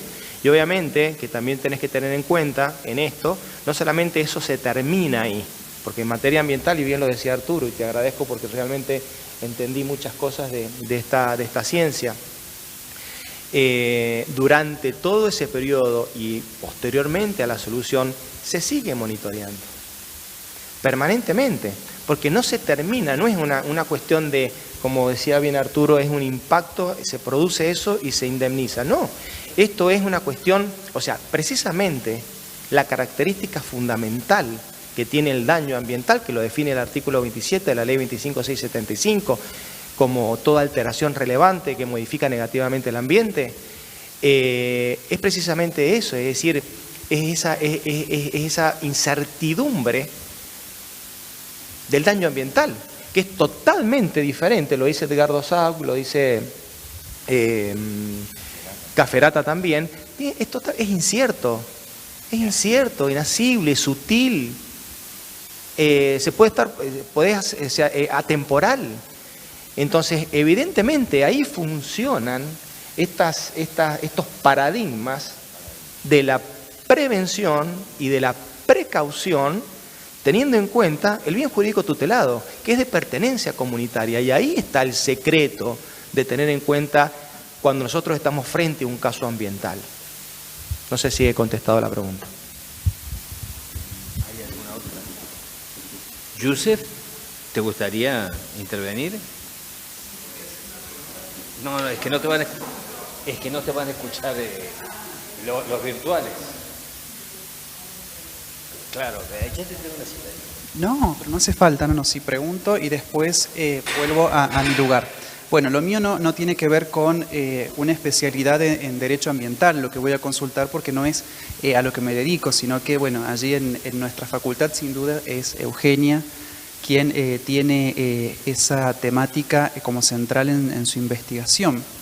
Pero por ahí un poco, como lo mío está vinculado con la construcción del conocimiento y esto que iba señalando el doctor Caumont, bueno, que esto, la necesidad de construir teoría, ¿no? Teoría más general, y uno por ahí lo que ve en materia de derecho privado, y acá apelo a su especialidad, ¿no? Al menos lo que ha sucedido en nuestro país a partir de la reforma del Código, la incorporación de los principios, esta tendencia que está sucediendo. ¿Ustedes consideran, y que esto también está pasando con el derecho ambiental, ¿no? Al menos uno lo ve a partir de la explicación acá del doctor? Entonces, es que por ahí mi pregunta es, frente por ahí a esto que a veces sucede en la jurisprudencia, con la casuística y la necesidad de, bueno, resolver situaciones muy puntuales, quizá a partir, no sé, lo pienso y lo pregunto al mismo tiempo, de la aplicación de estos principios más generales, ¿no se podría lograr esta tendencia a que se construya un conocimiento que pueda contribuir en términos más colectivos que esas respuestas individuales que brinda la jurisprudencia? Ustedes son quienes conocen de la jurisprudencia de Argentina, de Uruguay, respecto al tema, por eso les consulto. Si esto de los principios favorece esta cuestión o no en materia de conocimiento.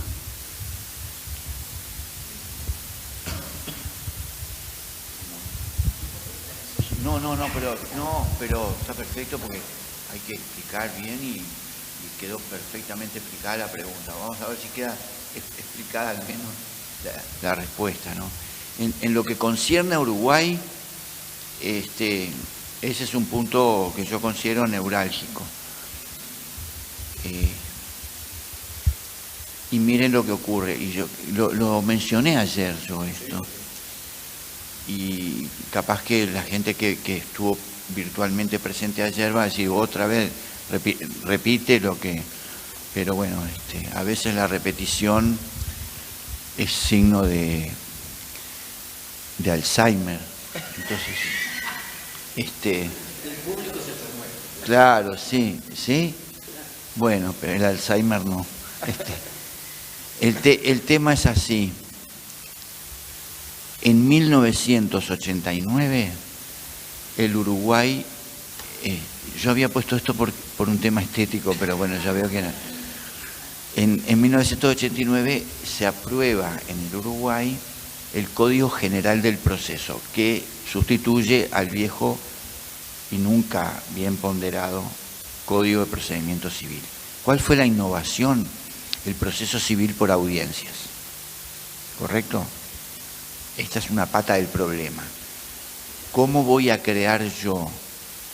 No solo crear conocimiento, sino tener la aspiración a que ese conocimiento sea aplicado deductivamente desde aquel marco conceptual a la resolución de la contienda, para mí, de un problema. O sea, que el juez lo que tiene que ver es que hay un problema en esa contienda y que resuelva el problema, y al resolver el problema, es la ciencia jurídica, resuelve la contienda. ¿Cómo lo voy yo a aspirar, a pretender, cuando este magistrado, por ese código, los procesalistas no están de acuerdo conmigo, obviamente, cada uno tiene su posición? Si el lunes tiene 3 audiencias y además con su presencia obligatoria está en la batalla, está jugando el partido y bueno, y ahí entra toda la subjetividad, porque él ve que, el juez ve que uno capaz que no tiene mucha diplomacia en la audiencia, se enoja, entonces, pero este me está complicando, el pobre, el otro que se quedó, no me pegue, entonces generan ese tipo de preferencias que son naturales en un ser humano. Pero además, el miércoles tiene otras 3 audiencias y el viernes otras 3 audiencias. Ahora cada vez son más esporádicas, no tan cargada la agenda, porque los casos en sociedades que tienen el declive del quiebre social, los problemas son tremendos, y además como había toda una movida, es decir, usted ahora va a tener al juez con la inmediación de por medio, escuchando su problema, entonces acuda, y bueno, y hasta tenían sillas para el público. Nunca nadie se sentó, porque además va alguien y dice, ¿usted qué? No, vengo a escuchar. No, esto es un juicio, vaya. No, ya que están las sillas ahí, y yo justo que en el comedor de casa me faltan 2, tengo ganas de pedir que me regalen 2. Bueno, muy bien. A la segunda semana, 9 audiencias más. Tercera semana, bueno, 9 por 3, por 4, no me acuerdo la tabla del 9. Me acuerdo la del 4, pero no la del 9. Bien. Esa persona no va a poder aplicar el conocimiento general porque no tiene tiempo de ir a estudiar. Está agotado y tiene la urgencia de dictar sentencia en un plazo determinado. Y por otro lado, hay una corriente de determinados docentes de filosofía del derecho en mi país que están con la idea de que el juez crea derecho. Y eso que es una postura que merece ser discutida, está siendo muy bien recogida por aquellos jueces que dicen, bueno, acá tengo la legitimación por la cátedra de filosofía, yo creo derecho, le llaman el principialismo jurídico, y entonces no voy a dejar de cumplir con el paradigma principialista porque voy a aplicar mi criterio de justicia. No necesito el conocimiento general al que no puedo acceder porque la verdad que estoy cansado. Y el día que puedo es un sábado y las bibliotecas, algunas que están abiertas, tienen un horario reducido. Cada vez se lee menos. Van al gran jurisconsulto Google y Google les trae, bueno, entonces hacen corte y pegue. Yo he visto sentencias que condenan a un padre a servir a la niña una pensión alimenticia y era un niño. Entonces, ¿qué hicieron? Cortaron y pegaron y entonces, bueno, como dije ayer, hay algunos juzgados que operan así, en el sentido, no, esperen, esto es un problema, yo necesito saber, y hasta piden prórroga para dictar sentencia, porque, bueno, y otros que no, y saben, muchas veces, lo dije ayer, dicen, ya ha dicho este juzgado tal cosa, como que el fundamento de una solución científica está en que ya lo había dicho. Entonces es una autoadjudicación ad verecundiam de su autoridad. Es el argumento ad verecundiam asumido por él. Yo ya dije, o ya ha sostenido este tribunal, o como ha dicho la Corte en la sentencia tal cosa. Sí, bueno, pero entonces había un profesor de Derecho en mi universidad que decía, la sentencia se dicta para el que pierde, hay que explicarle. Y hay todo un sesgo didáctico, una sentencia. Una sentencia es un acto didáctico, de enseñanza. Uno le enseña el derecho, no se lo impone. Pero no están dadas las condiciones, y más con la estructura que hay, que se le permite al juez cansarse, y por otro lado, una estructura que emana del pensamiento.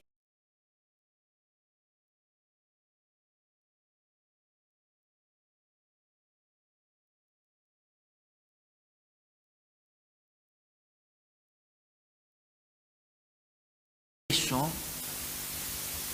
la evitación también va como para los abogados. Yo en el ejercicio, ya no ejerzo, pero decía a mis clientes, cuanto más lejos de un juzgado, mejor. Trance, evite el daño. ¿Por qué? Porque hay toda una serie de efectos colaterales de un juicio. Un juicio no es yo tengo la razón y tengo calidad de vida. El juicio es estrés, angustia, incertidumbre, injusticia, porque uno piensa que tiene razón y dice, ¿por qué voy a tener que, con mi razón, ir a un juzgado a colocar mi razón en el criterio de un tercero y con el... Entonces yo digo, bueno, y eso me llevaba a mí a que mis clientes me decían, bueno, pero usted es muy transador, yo quiero un abogado que lo mate al otro, que a la contra... Digo, bueno, mire, después venían, como vino una vez uno a decirme, tenía razón, porque demoré, trancé y salí perdiendo y demoré, porque me demoraron, que no me aceptaban la propuesta, que el otro esto, que... Entonces, la verdad que el juicio que yo hice porque yo dije, mi razón vale, la verdad que me causó más daño que haber transado aún con la demora de las ofertas y las contraofertas.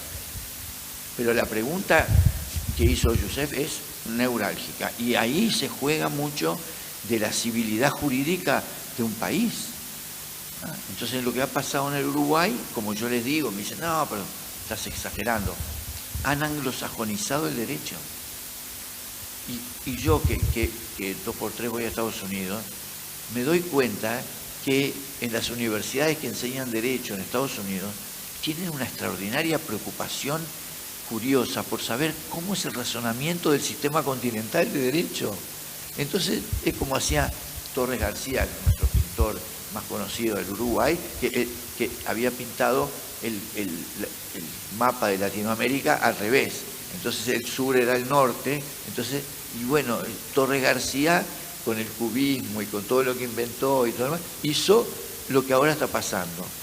El norte se preocupa por ir al sur, y el sur hasta lingüísticamente pasa, porque nosotros hablamos, como el otro día en el aeropuerto, que me llamaron, y yo fui, porque ¿qué pasaba? Era mi nombre.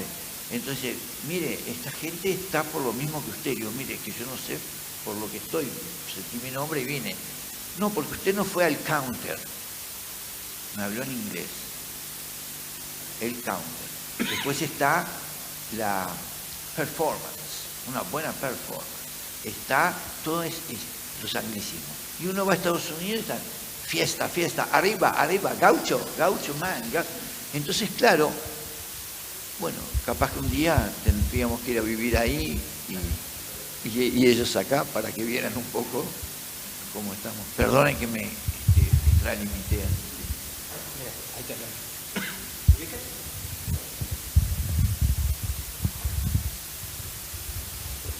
Bueno, felicitarlos nuevamente por la exposición, muy nutrida y la verdad enriquecedora. Alguna cuestión, digamos, un planteo para los dos. El doctor Noguera expuso una serie de normativos, fundamentalmente el convenio de Escazú, pero bueno, eso también trae como consecuencia una normativa tanto en nuestro país y a nivel mundial. Y el doctor Camut habló de teorías, de teorizar el derecho ambiental para quienes, los encargados que tengan la función de aplicarlo, tengan esas teorías fijas. Entonces la pregunta es la siguiente: entre las teorías y la normativa, ¿qué pasa si hay la solución, o por lo menos hoy en día estamos en eso, si hay soluciones cuando hay un choque de conflictos entre ambos intereses colectivos, pero uno mayor que el otro? Es decir, digo, hay que hacer una obra pública que impacta sobre un sector de la ciudad, pero para la ciudad es beneficioso en términos laborales, en términos de progreso y demás, pero impacta entonces ahí los derechos. Digo, en esos choques, ¿cómo está en la teoría? Tuvimos un caso que nos puede, digamos, las pasteras, así que en este caso quedaron para lo de Uruguay. No quiero traer una cuestión política a la referencia, pero bueno, veo sí, por lo menos en nuestra ciudad, hay obras que han impactado ambientalmente al lado de barrios que realmente se sufren. Digo, ¿están ya fijas, se están creando, o estamos haciendo un derecho anglosajón y creando? El juez va a tener que tener o esas teorías o hay normativa específica en decir, bueno, le damos prioridad en esos conflictos. Primera pregunta. Y la segunda, me quedé pensando, doctor Camut, específicamente sobre el concepto o el significado de vulnerabilidad. Creo que hay, más que todo en nuestro país, hay como una confusión, y me gustaría que lo amplíe más, porque pareciera que vulnerabilidad solo se habla de aquellos que no disponen cuestiones económicas, en economía. Y creo que usted algo dejó deslizar, que también se trata de cuestiones en diferencias intelectuales, y a veces también disponiendo cuestiones económicas e intelectuales, a veces uno no está en condiciones de enfrentar ciertas cuestiones que quiero que lo amplíe eso.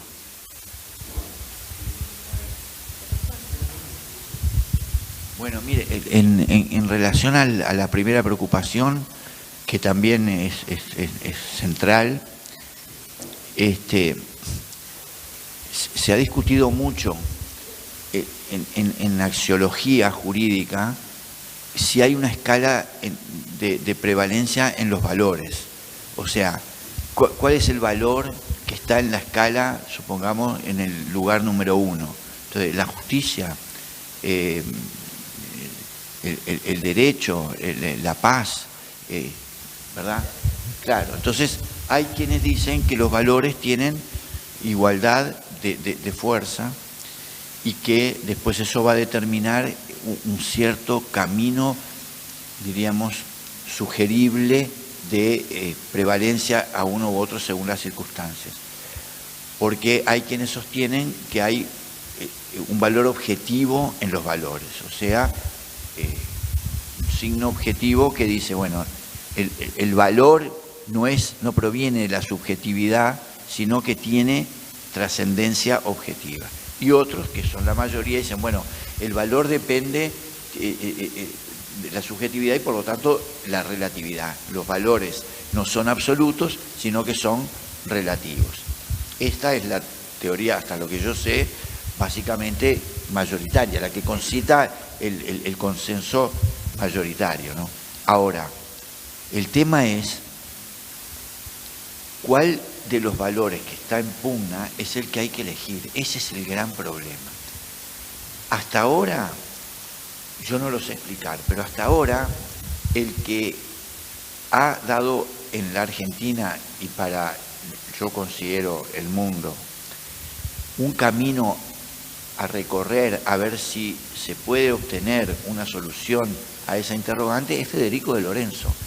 Cuando él habla, un librito pequeño que es una joya, habla del daño injusto y él dice cuál es el camino para hacer prevalecer un valor sobre otro.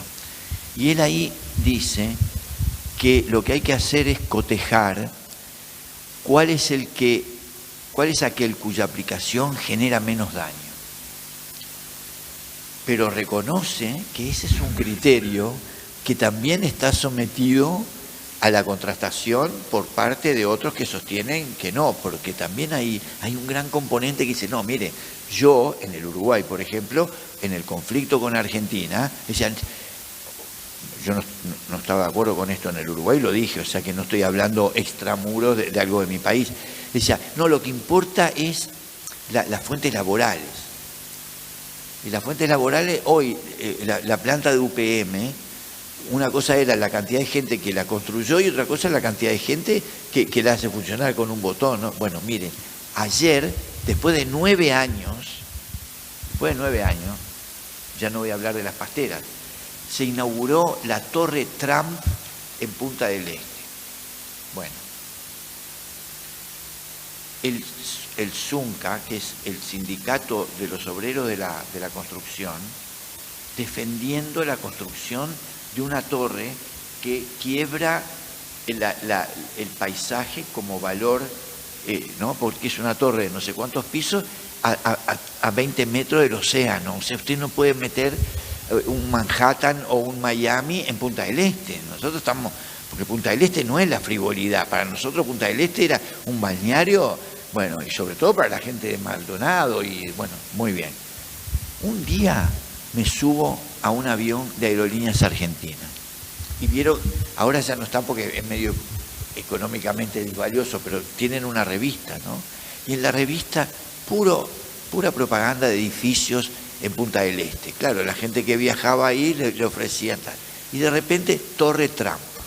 Yo voy a leer, una Torre Trump en Punta del Este. Bueno, y abajo con la letra chica decía, ni el señor Donald Trump, ni sus hijos, ni ningún miembro de su empresa, de su familia, participan en la construcción de esto. Solo brindan un respaldo comercial porque el nombre genera un royalty. O sea que le explicaba, letra chica que no leía a nadie. O sea que ni Trump creo que ni sabe que es el hijo que a 2x3 venía con la hermana y hacían así y tal, bueno. Y hay muchos extranjeros, por no decir argentinos, que querían tener un apartamento en la Torre Trump. Entonces, ahora, el SUNCA, Sindicato Único de Construcción y Afines, diciendo lo que importa es que nuestros afiliados, los obreros, tengan trabajo.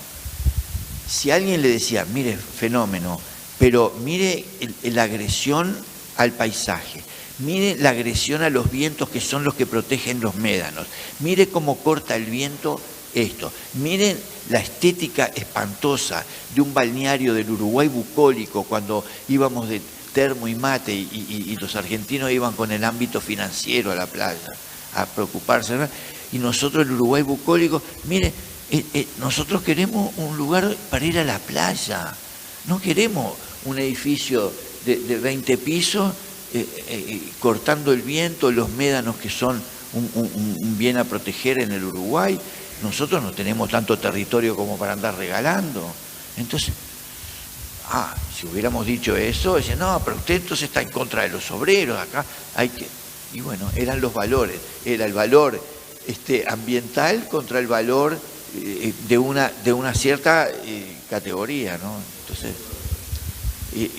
y en cuanto a la vulnerabilidad, usted tiene razón, se ha tomado la vulnerabilidad desde el punto de vista económico, pero no es esa la vulnerabilidad. Nosotros con Andrés Mariño tenemos un trabajo que habla precisamente de que la vulnerabilidad depende, en materia contractual, del contrato que especifica, cuál es el objeto del contrato sobre el cual específicamente se está haciendo el pacto. Porque si yo soy un premio Nobel de literatura y voy a comprar una computadora, yo le voy a preguntar al muchacho, decime cuál es la mejor. Y es así, porque la vulnerabilidad es a los efectos de no ser sujeto eventual de una posición dominante por alguien que domina más la materia respecto del objeto sobre el cual se va a contratar. Pero es cierto lo que usted dice, que se toma básicamente, pero se va a evolucionar para salir de ahí, porque eso no es solo económico, porque yo conozco gente que económicamente no es de mi clase, yo soy un ser pudiente, no sé si ustedes lo saben, y son mucho más inteligentes que yo, hasta en Derecho, porque tienen la Universidad de la Vida, y económicamente son como yo, que no tenemos un peso, pero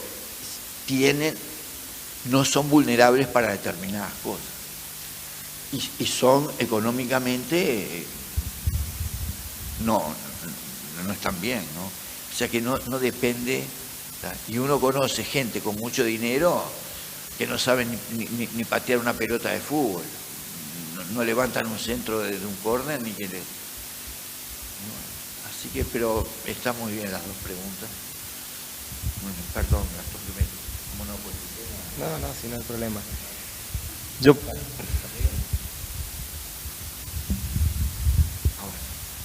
Gracias. Coincido, son muy lindas las dos preguntas, están muy bien. Se me ocurrían ejemplos, ¿no?, para tener en cuenta esto. Y justo me estaba acordando, no me acordaba el nombre, pero se me vino a la cabeza. Ibsen, dramaturgo de El enemigo del pueblo, una obra de teatro del año 1889, que es muy gráfica, lo que vos estás diciendo. No me acuerdo textualmente, pero voy a tratar de relatarla. Había un médico, Storkman, era el médico, de un pueblo que tenía una playa muy bella. Bueno, de pronto empiezan, a notar una contaminación en la playa. Y bueno, obviamente el doctor Storkman empieza a investigar. Investiga y encuentra la contaminación, que era producto de los efluentes cloacales, etcétera, etcétera. Entonces, bueno, cuando encuentra el problema, fue un ídolo absoluto, total. O sea, todo el mundo lo festejaba, inclusive su hermano en la obra, era una obra de teatro, ¿no?, era el intendente del lugar. Bueno, investiga y encuentra el problema, pero luego la solución del problema implicaba cerrar la playa por 2 años. Entonces, bueno, obviamente él quería explicar esa situación y, bueno, obviamente El señor del diario no le dio lugar para que fuera a explicar esa situación, a concientizar a la gente. Su hermano, que era el intendente de ese lugar, obviamente se enojó muchísimo con él. Y claramente el doctor Storkman se tuvo que ir del lugar. Entonces llegó a dos conclusiones. No solamente era pestilente la playa, sino también la sociedad de ese lugar. Yo creo que esto es un ejemplo, ¿no?, de cómo uno debe conciliar estos factores, ¿no?, económicos con los factores, por eso es esa esfera o esas distintas situaciones sociales, económicas y ambientales para tener en cuenta. Y se me ocurría, mientras escuchaba, y te escuchaba atentamente, que es un placer escucharte, se me ocurría la solución del tema, es decir, cómo podemos encontrarle una solución a esto. Yo creo que la solución está en la fuerza que tenemos de alguna manera los vulnerables. Los vulnerables, que es el común de la gente, porque esos edificios le hace la gente que tiene mucho dinero. Yo ni siquiera puedo alquilar ahí, ¿entendés?, en ese lugar. Entonces, yo creo que estamos en presencia, si nosotros analizamos la naturaleza jurídica de lo que estamos hablando acá, de un derecho comunitario. La fuerza que tiene esto es impresionante, lo dice el 240, o sea, los derechos individuales deben ser compatibles con los colectivos. Entonces, bueno, de alguna manera creo que Escazú nos está dando esta posibilidad, nos está dando que nos informemos, nos está dando, no solamente Escazú, ya estaba en la Argentina, por eso yo te digo que la legislación argentina es de avanzada, es muy avanzada, en cuanto a la participación ciudadana. O sea, yo mañana estaba viendo ese árbol hermoso, yo quiero cortar ese árbol y no debería preguntarle a la gente si lo voy a cortar al árbol, porque de alguna manera de impactar, todo impacta, ¿cierto? Obviamente por eso está la evaluación del impacto. Por ejemplo, nosotros en San Juan hacemos una evaluación de impacto cuando se va a instalar una minera. Y eso implica una cuestión multidisciplinaria, es decir, hay muchos sectores, están las universidades, la Universidad Católica, la Universidad Estatal, los ministerios, distintos organismos de representaciones del Estado, ONG, y cada uno realiza su informe con respecto a eso y bueno, obviamente después de ese informe se analiza, se declara o no se declara la evaluación ambiental, bueno, si se aprueba, perdón, o no se aprueba, como lo dice textualmente la Ley General del Ambiente, aprobación o rechazo, ¿no? Pero bueno, esto es compatibilizar el tema. Y con el tema de los valores, es un aporte, y yo sé que Gustavo me va a retar. Con Gustavo nos divertíamos mucho hablando de derecho y tomando vino hasta altas horas de la noche porque amábamos estas tardes. Esta supermercado le compro vino y después compro 2 cajitas de leche de larga vida para que no digan que no saben. Hablábamos con Gustavo todos estos temas, ¿no? De ver cómo obviamente dábamos solución. Y hablaba de los valores, ¿no? Yo se lo decía a Gustavo, los valores. Y yo te pongo un ejemplo, de vuelta con los ejemplos. Si yo te digo, obviamente esto es muy propio del justnaturalismo, pero yo te digo que si una mujer santa en la escala de valores mundial tiene mayor valor que una mujer bella, y si te digo que esa mujer bella tiene un valor, digamos, superlativo o mayor que una mujer elegante, ¿será así? Una mujer santa, la santidad, más valor que la belleza natural, y la belleza natural más valor que una mujer súper elegante. ¿Será así esa es la escala de valores? Esto es un tema. Esa es la escala de valores tal vez del justnaturalismo, pero no de la realidad. Entonces, bueno, obviamente tenemos que analizar el tema. Siguiendo con tus preguntas, hay que tener en cuenta algo en la evaluación de impacto ambiental, porque el derecho ambiental tiene un componente social muy grande, sociológico muy grande, si no, no sirve. Si no, no sirve. Entonces, ¿cuál es el límite? ¿No? O sea, ¿cuál es el límite de esto? Hay un autor que es muy importante, obviamente, que es Rosati, que dice, bueno, obviamente, la capacidad de resiliencia que puede llegar a tener el recurso natural que se impacta, por ejemplo. O sea, hay teorías con respecto a esto, pero bueno, obviamente siempre van a estar sujetos a cuestiones de resultado que va a ser esa sentencia, que es de difícil cumplimiento, claramente en materia ambiental. Nada más, ese es el aporte que les quería hacer.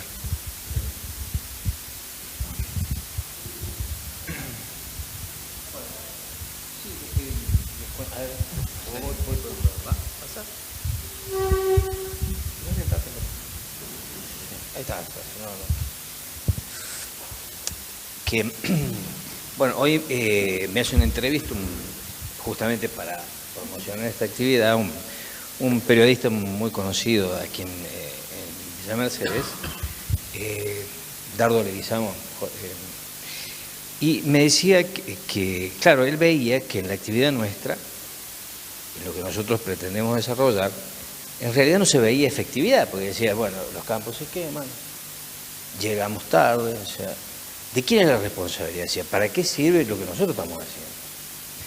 En ese artículo tuyo, en el que me pasaste sobre los aportes a la teoría del daño, del derecho ambiental, vos hablas de justamente la cuestión de que nosotros llegamos spot, o sea, llegamos una vez producido el daño.